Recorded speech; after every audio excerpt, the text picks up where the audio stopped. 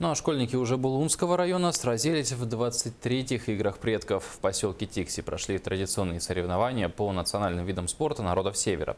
Их проводят ежегодно, начиная с 1994 года. О том, как прошли соревнования, расскажут наши корреспонденты.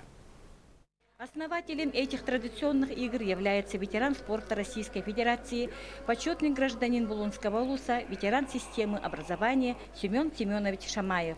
Отрадно отметить, что из года в год растет уровень спортивного мастерства школьников, количество участников и добавляются новые виды спортивных программ, по которым соревнуются юные спортсмены.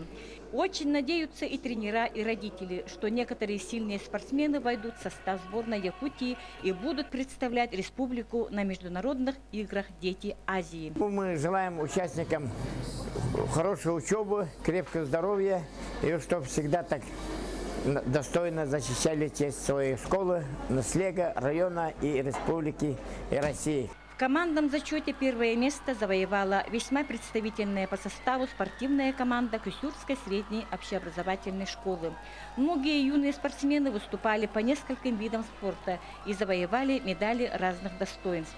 Итоги жарких баталий в культурно-спортивном комплексе поселка Тикси подвели к праздничной атмосфере. Ольга Григорьева, Валерий Савельев, НВК Саха, Тикси.